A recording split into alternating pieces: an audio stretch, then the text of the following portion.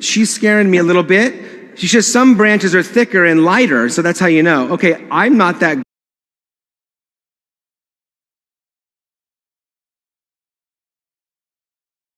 How do you know? If you see a tree and you're like, oh, I wonder what kind of tree this is. How do you know? Because some of the branches are thicker and some of them are lighter. Okay, she's scaring me a little bit. She says some branches are thicker and lighter, so that's how you know. Okay, I'm not that good, but you must know what you're talking about.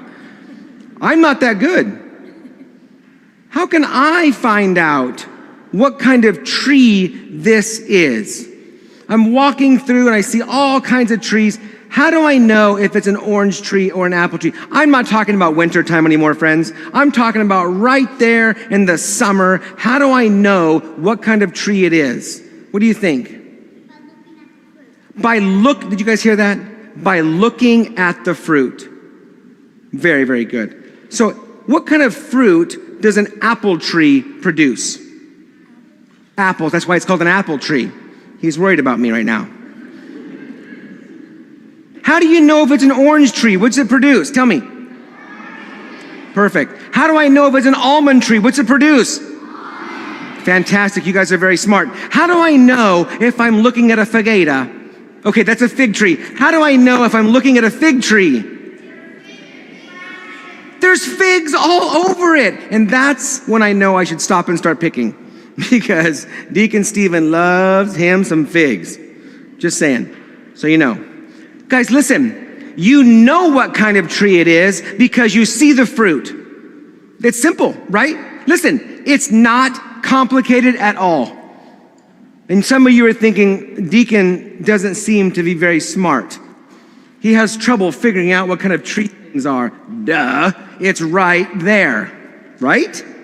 It's very simple. Who thinks it's pretty simple to look at a tree and figure out what kind of tree it is? Easy day, right? Easy. You can raise your hand if you think it's pretty easy. You look and you go, oh, look, there's an orange. That must be an orange tree. And you say, look, there's a fig. That must be a fig tree. And look, there's an almond. That must be a what? Thank you. Thank you. Okay, just as simple as that is. And where are you? Who said that was simple? We can do this. Yeah? Okay. Just as simple as that is. Just as simple as it is to look at a tree and look at its fruit to know what kind of tree it is. Just as easy as it is to say, oh, look, there's an apple, that's an apple tree. There's an orange, that's an orange tree. Just as easy as that is, it should be just that easy to know that you are a Christian. It should be just that easy. And that's what Jesus tells his disciples. We should know with such great ease that you are a disciple of Jesus because of the love that you have for others, because of your kindness. It's just that simple. We would look at a student at school and see them acting kindly and go, oh, look, there's a Christian. We would hear the way that someone talks to their friend, the words that are coming out of their mouth. You would hear their language and you would say, no doubt, that's a Christian. It's just that easy. Just as easy it is to identify fruit, so also is it just that easy for us to be identified as Christians. And here's what I'm asking parents. Hi, we are Water.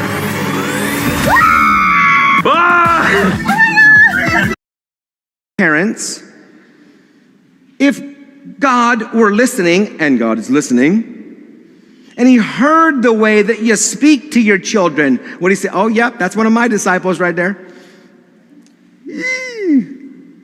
Children, if Jesus heard you were standing right there in the room and heard you talk to your brother or sister in a certain way or act in a certain way, maybe selfishly, maybe you give a pancada, maybe you give a schwab. How many of you sometimes are unkind to your brother or sister? Come on, be honest. How many of you say mean and hurtful things? Let's go, be honest, right? Parents who need some work because some of the fruit that we're producing isn't exactly what we're supposed to be producing. Oh, parents, no? Yeah, just kids? Okay, I got it. Guys, listen, all of us need work in this area. Every one of us. It is just that simple. If we are a disciple of Jesus Christ, then our words and our actions will be all the proof that someone would need to know that we are his and he is ours. I just have this question for you. If you were accused today, if you were put on trial for being a disciple of Jesus, if they said you are in fact one of Jesus' disciples, and you were put on trial and you were standing before the judge, would they ever even find enough evidence to convict you? Would they find enough evidence in the way that you love? Would they find enough evidence in the way that you care about others?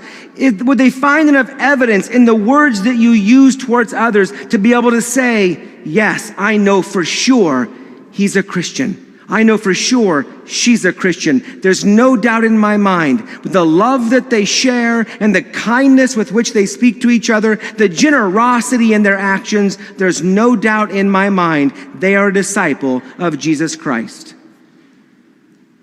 My guess is maybe some of us have some work to do.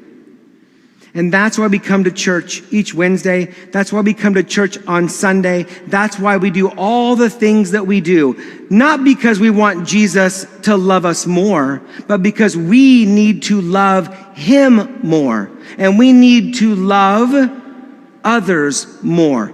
Because that's the only thing we're supposed to do. Love God and love each other. And the truth is, many of us, myself included, could use a little more work in this area. Am I right? And so with Lent approaching, we should already be starting to think about some things that we might be able to do in order to look more and act more and sound more like Jesus. That's the goal of the Lenten journey, to be like him so that others would see us and go, aha, I know who they are. That's a disciple of Jesus. Amen?